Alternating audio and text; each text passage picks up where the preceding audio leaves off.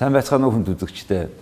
Өнөөдөр манай де факто нэвтрүүлгийн зочноор НҮБ-ын Хүүхдийн Сангийн Монгол дахь Суурин төлөөлөгч, байгаль хамгаалах шинжлэх ухаанаар доктор цолтой ноён Алекс Хайкенс оролцож байна. Алекс Хайкенс нэгдсэн үндэсний байгууллагын Хүүхдийн Сангийн Монгол дахь Суурин төлөөлөгч. Алекс Хайкенс Нидерландын Ультрихтийн их сургуулийг биологийн ухааны магистрийн зэрэгтээ төгссөн ба усны бохирдолдын нөлөөлөл сэдвээр докторийн зэрэг хамгаалжээ.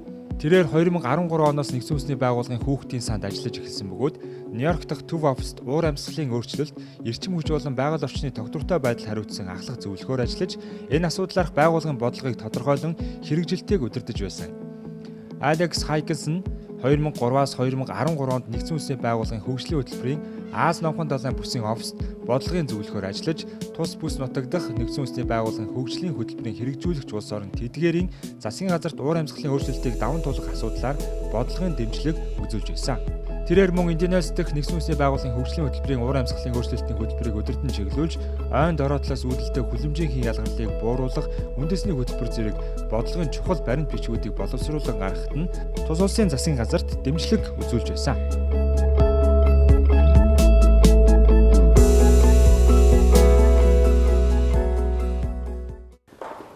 Good afternoon. Good afternoon. Good to be here. Pleased to have you on our program, UNICEF. I have been working, kind of making interview with all your predecessors, and it's such an interesting and important organization for Mongolia. It's working for many years. So what are your plan now? What is new things? Where you want to focus? And because you are a person who made a PhD in environmental science on contaminated water use, etc., and plus you have been working on air pollution, etc. Please tell us about your now plan. Yes, thank you. Of course, UNICEF in Mongolia has been working for many years, as you say, on issues around water and sanitation, nutrition, health, education, and these things will continue for quite a long time.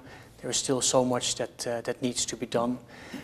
At the same time, there is one issue that we all really need to step up our game, and that is indeed, as you said, it's the environmental pollution. It's the air pollution problem is really has become a maternal and child health disaster, I would call it. This has been going on now for more than 10 years, and I think we still have not fully understood the consequences, the short, medium and long-term consequences of air pollution on the children, on pregnant women, but also on society as a whole. So we really need to step it up, and that's also the reason why I was appointed as the new representative for Mongolia, because of my environmental background, and also being really committed not just to talk about these issues sitting in headquarters as I was before, but really support my team and the country here to take meaningful action, to put it in the spotlight and to find solutions, both in terms of reducing pollution, reducing exposure to pollution, and strengthening health services, because children should not be dying from air pollution these winters. You have we see the air pollution now. It is coming even worse after a month, or at night it's impossible to breathe in this city. Outside, in particular in Gert district, we see these, but you have mentioned we don't completely fully understand the consequences in long term with our children, with society, etc. What do you mean? What kind of consequences you particularly would like highlight? I think there is the health aspect and the economic aspect to it. Now, starting with the health implications, also very recent evidence from WHO, a major report that they launched a few days ago globally, reiterates that air pollution exposure during pregnancy is affecting cognitive development, the brain development of the unborn child. Now, if your brain is affected, if it affects your learning capacity, if it affects your behavior, that means you're going to carry that with you for the rest of your life. Also, when your lungs are not properly developed and being damaged by air pollution, you will carry that with you for the rest of your life. So let's say a 5-year-old has been breathing polluted air for the last years, and when that child is 55 years old, the chances that that adult by then will have major problems with cardiovascular diseases, chronic health problems, lung issues, that is very, very likely. So the quality of life of the children today will also be even more problematic for them when they are adults. And then the question is about what are the economic implications of that? Then remember we don't remember, but we know that 50s, London. Yep. Mm-hmm. Do they have the same consequence that you are talking about? Absolutely. That is also where we are learning from, that children who grew up in the 50s in London, now you see a very significant increase of health problems and health costs for that generation. And that is something I think that Mongolia needs to think about. Also here in 20, 30 years from now, you will most likely have a significant increase in health costs. Mm-hmm. So you need to start to figure out, how are you going to pay for it? Mm-hmm. And what is not fair here is that the children of today have not caused the pollution problems, mm-hmm. but they will get the bill. They already are suffering from it. And in 20, 30 years from now, as grown-ups, they will have a lot of health problems that they will have to pay for. So we talk about 2050s or so. Yeah. These children mm-hmm. today, mm-hmm. maybe inside of their mother today, mm-hmm. Could have this sort of consequences faced, and they will pay themselves at the same time when they are not at fault at all. They are not the people who caused all these damages. Yep. So what shall we do? Mm-hmm. Well, I think first what of all, can we at least do? And there is always a challenge between what you can do and what you should do, and find something that is going to work. I think first of all, it's about understanding. It is not only about children with pneumonia today or other health problems that they have today, but we have to recognize that because half your country is living in this one city, this is a problem for the whole country. Because also, let's not forget, a number of the IMAG centers, they also have significant air pollution problems. So there are many more actually beyond Ulaanbaatar. So acknowledge the problem, start to analyze it deeper in terms of what are the likely health costs, and then look at financing options in terms of the health insurance system that you have, on how these issues can be addressed in the long term. And then meanwhile, of course, we have to make every possible effort to solve the pollution problems right now, reduce the exposure as much as we can. So for example, children in kindergartens, within the kindergarten, we should do whatever we can to improve the indoor air quality. In the hospital, the same thing. The first breath of air that a child takes should be safe for that very, very newborn child. And also pregnant women need to get the right information in terms of do whatever you can to reduce your exposure at home and on the street. At least you have a mask. You must first. Secondly, you said interesting thing. You said indoor air quality. Mm-hmm. Within the conditions, the most building, except very few, have no circular inside air conditioning system where you cannot open the windows, etc. It is built in that way, but 99% of the buildings are not built in that way. So how they would do opening or closing, what do you mean indoor air quality to increase in practical terms? Yeah, in practical terms. Let me give an example of the UN house, our own office. Because we also had a lot of air pollution problems in the building ourselves. Of course, everybody does. Everybody. It does not matter whether you're rich or poor, but the difference is if you're well off. Whether you're a minister or not, or prime minister or not. Exactly. We should remember that. The difference, however, is of course that those who are well off have more means to invest in air purifiers, who can live, for example, outside of the city or send their pregnant wives to another country. during the winter. But in the buildings, at least in public buildings, what you can do is better seal the windows, improve the regulation of the heating system, and then you need indeed your ventilation points. You need to cover them with good filters so that pollution is not coming in, but you still get oxygen in. And then you need to have the good quality air purifiers to keep running to clean the air. And then also very importantly, it's about your behavior in your office, in your home. It's not just the technology. It's also your behavior as an individual, as a team, to make sure that yes, you do close the doors and you manage to maintain the ventilation system. As much as you can. As much as you can, and you need to be very conscious about it. Because, see, our apartments are built in the way that you open the air if you need fresh air, the window. Huh? Yeah. And people by that habit, they open it and they instead got the smoke, everything, the smell of coal, half-burned coal. So is it like not to open the window in the evening and to keep fire inside? That's basically first things to do. Yeah. Well, one of my colleagues, what she did, she also lives in an apartment building, and she herself put one of these window filters in front of the window, so she can still open the window. And she has an air quality monitoring device that has also shown last winter that with the filter in front of the window, the influx of polluted air was actually much lower. So a very low-tech solution. Kind of special equipment, or how does the whole window can be filtered? I mean, it's just a small, it's a passive filter. It's kind of cloth material that you put in a frame, and you can screw it to the window frame. And with that, when the wind just blows through the fabric. It's just like in your car, you also have a filter in your car for the air circulation. So it's that type of filter that you install in front of your window, and some people have started to do it. So there are low-cost solutions. Low-cost solutions. But you're right, you also need to speak with the building manager. Now, what can we do? And a number of partners and government are doing that also in kindergartens.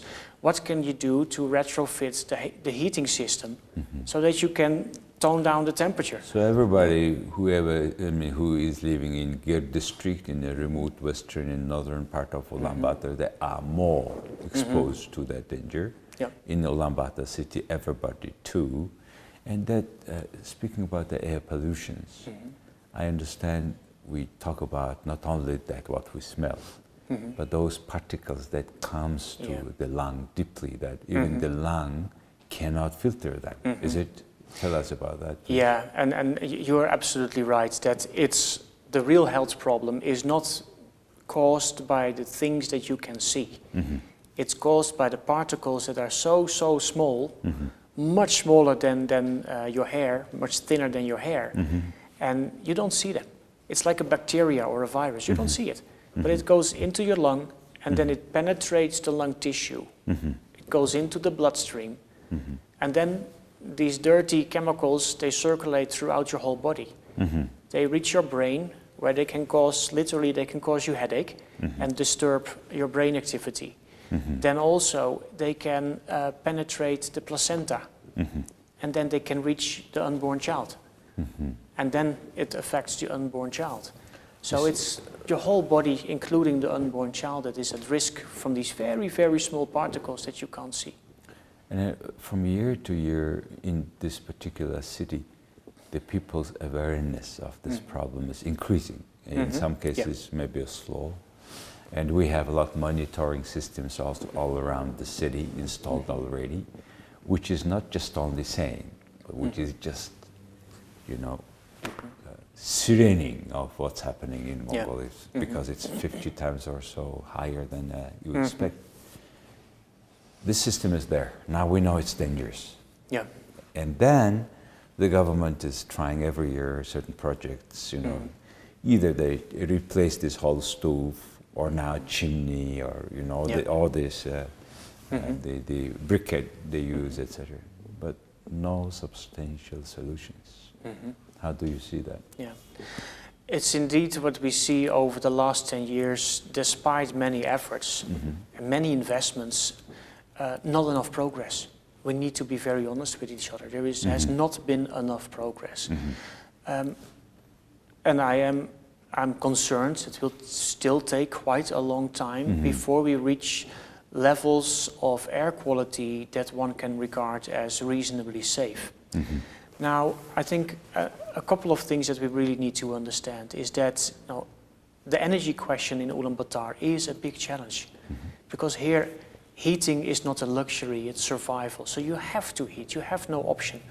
And then moving towards sustainable and clean energy does take time, and it does take effort, and it does take continuous commitment. And that commitment needs to go beyond one government to the other government, because it will take, let's say, another 10 years. So no matter which political party you're part of, everybody does need to agree, we want clean air for our children. And that is what people have to come together around. And then also, I think the second thing which is really important, there is not one simple technical solution. You have to take that comprehensive approach, whereby you look at the source of the energy, you look at better insulation of the homes and the buildings, you look at behavior change, and you have to take that comprehensive approach, because there is no silver bullet for this problem, and we need to understand that and respect that, because otherwise we keep trying one technical solution, and again we are likely going to fail our people. You said a comprehensive approach in all aspects. First, you said about the source of energy to be clean. Second, about the insulations, how do we preserve our heating. The third is about behavioral change. I remember a couple of years ago I visited, with your team, with UNICEF team also, some places in Hupsugulaimak. Yeah. Those areas where they have better insulation, they lost less heat. And it looks like that part also we have to pay attention in Mongol, in the Ger districts, to make a better insulations. Another thing is, because this structure of the Ger, you need to have to open the door on the top. Otherwise it will be very easily... Yeah, you need to ventilate. Yes, ventilate, without ventilation. Do you see any solutions, if there is anything in terms of insulation of Mongolian Gers better? I think there are definitely options there. I think first of all, the Mongol Ger is a unique structure, and it has been serving its purpose for hundreds and hundreds of years. And it really shows that the Ger is very suitable under many conditions.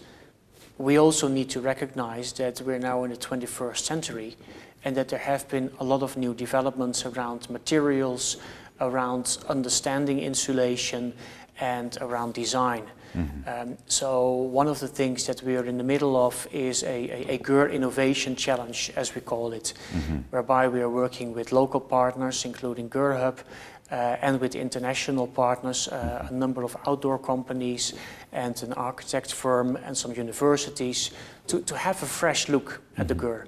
And one of the things, for example, that the initial modeling showed us, that about 50% of the heat losses is through the floor.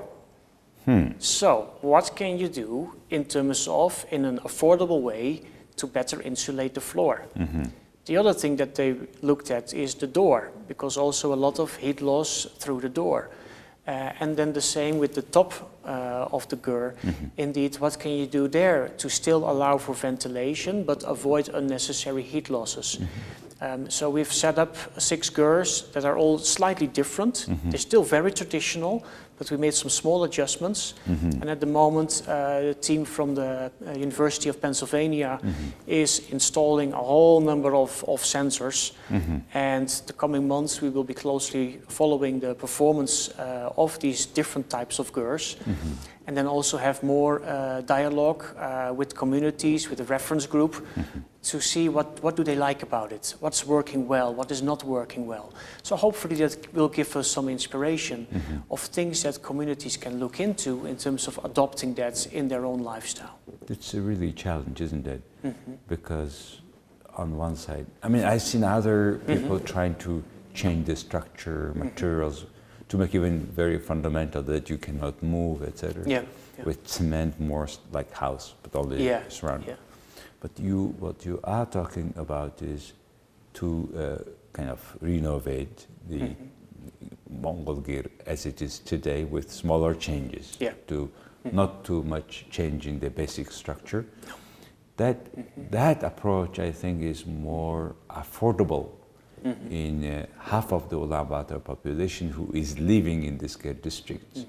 So just I'm wondering what will be the first result. Second, how you can multiply those gears, and how affordable could be those changes. Yeah, no, it's a very good point. It has to be affordable, and the other thing is people must want it. Yes. If they want that different type of floor or that adjustment to the door, because imposing it is likely not going to be that's successful. What they have been doing for the last 10 exactly. years. Yeah, and I don't believe with spending billions of tuarigs and some even misusing, mismanaging, and some are even in prison. So it must be consumer driven.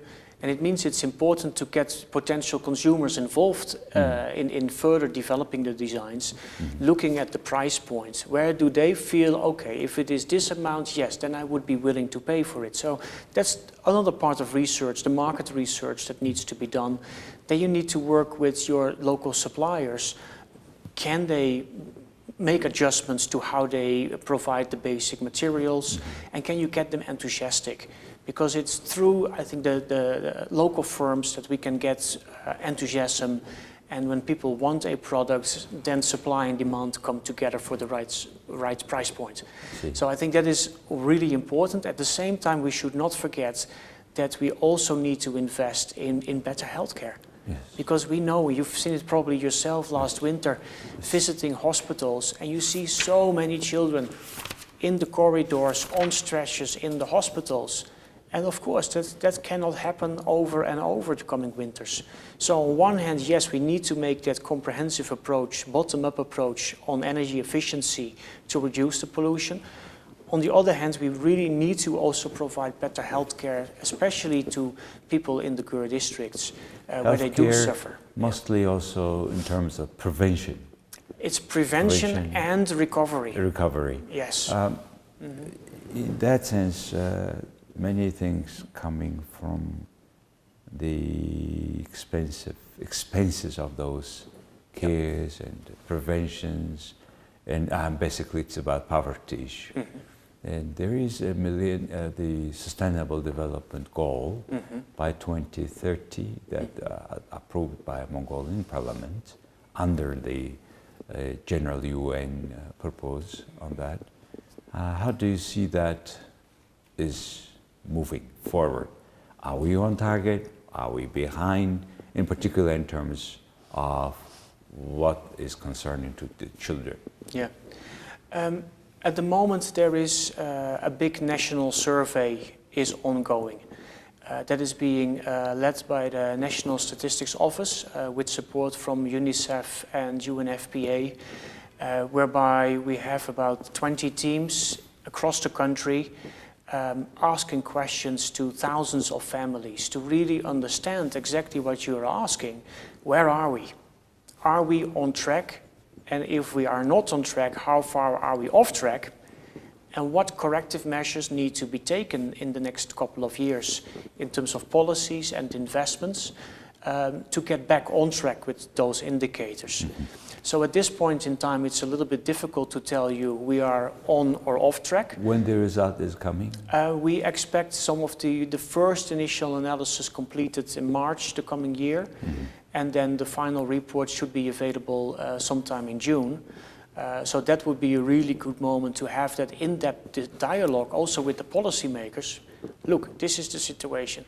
Not only in here, Ulaanbaatar, but all around the country. It's across the country. In IMAX, because you will have the statistics of your IMAX, where and how things go on, right? Yeah, it will give a comprehensive overview of the situation across the country. And indeed, questions around health are very pertinent in that questionnaire. It's a matter of not only decision makers. Of course, they are important because they would make decisions, but civic society, the people to see the things, not through the political eyes, but through the facts and figures. It is nice, yes. It's good that we will try to know where we are exactly. Yeah. What has to do with UNICEF in Mongolia, where you will have, other than air pollution issues, to pay attention? Now, there are indeed a couple of things which we already know for sure that more must be done. And let me just mention maybe 3 of them very briefly. The first one around nutrition. We now have a situation in the country whereby we have a significant number of children challenged by obesity. And we also have still a lot of number of children suffering from malnutrition. And then for both those groups, there are a lot of problems around micronutrients. So that also has to do with urbanization. More and more children living in an urban environment, not getting a lot of exercise, more and more fast food, and that is of course not helping with your nutritional status. So that's one thing that we are working on, and we will do more on that. The second topic is around child protection and adolescent mental health. Since 2003, compare 2003 with 2017, the number of children between 10 and 14 that committed suicide have sharply increased. And that is something we are, of course, deeply concerned about. We do need to deeper analyze that, but I think it also is reflecting a bigger issue, a very big issue behind it, which is that Certainly. The mental health status of our children. And that connects, of course, also to child protection. How well are we looking after our children, both when they're very small and when they grow up, in terms of their mental health? Are they looking after? Are they not being beaten at home? Are they being bullied at school? Are they being sexually harassed on the internet? Because all of that is forming you as a person so much. And you will suffer a lot from that if not prevented to the extent possible. And when something has gone wrong, that those children do get the right kind of support that they would need so much. Out of these 3, this mental health issue, the suicide issue, and in particular in terms of the social media and this network and the different kind of games, and we are facing first time completely new phenomena, new challenges where that technology is more separating parents and children. At times the particular parents don't understand what they use and how they use language, technique, everything. What would be your approach? What is the other countries' experiences? What will be new in your approach? First, UNICEF Mongolia approach towards the directions. Could you be a bit specific on that issue? What you have in mind? I think that the first thing that we need to acknowledge is what you just said. Children spend a lot of time in a different world than where their parents are living. So there is a new world, it's the virtual world, and we don't know that world. They know it better than we do as a parent. And that makes it difficult. It also requires a new way of parenting, because you cannot watch over the shoulder of your child as you could do in the past, on the playground. So awareness amongst parents is something really important to work on, that they understand better this new world. Then, of course, children also need to be better informed about, indeed, those potential risks that they are running. Because they may think that they are chatting with, another 12-year-old, but it may be, a 42-year-old person sitting in a different country pretending to be a 12-year-old. And children may not always realize that. So we also need them to better understand the risks around the use of internet. And of course, meanwhile, we should also be really happy with all the opportunities that the internet is giving to children and parents as well. Then The second element that needs to be done more work on is working with internet providers, with the police, both domestically and internationally, that when inappropriate content is on the internet, that it's taken down or blocked ASAP. And that when the police does find indeed victims on the internet, that there is a system put in place to help those children. Because it will be very hard to recover from it. So you need to look at the whole spectrum in terms of awareness, prevention, and action and recovery. Great. This is really something you were very clearly outlined. What is the approach to understand this virtual world, potential risk, and to work out together? And it is completely, in fact, brand new, kind of new directions, new fields for all Mongolians, whoever is concerned about the future of the country, actually, the children. So I'm glad that you have highlighted, and I will be looking forward. UNICEF Mongolia is addressing those issues to be a kind of avant-garde, flagman of this fight, because this is the real concern. It's more concern than any other things when a young adult is taking their life like this, which unfortunately recently happened also with another 22 years old. Anyway, Alex, this is something that we cannot cover within 30 minutes of our interview time, but I think it's a good start, and you have a great team, and you have challenges, but you have very clear vision in this regard, and I'm very glad to learn about that, and I think everybody will do our best based on what you have just now said to make air better, children healthier, which will take a lot of time and money. Yes. Thank you, sir. Thank you so much. За, хүндэтгэгчдээ өнөөдөр манай дефакто нэвтрүүлгийн зочноор энэ НҮБ-ын Хүүхдийн Сангийн Монгол дахь суурин төлөөлөгч ноён Алекс Хайкенс оролцлоо. Их баярлалаа.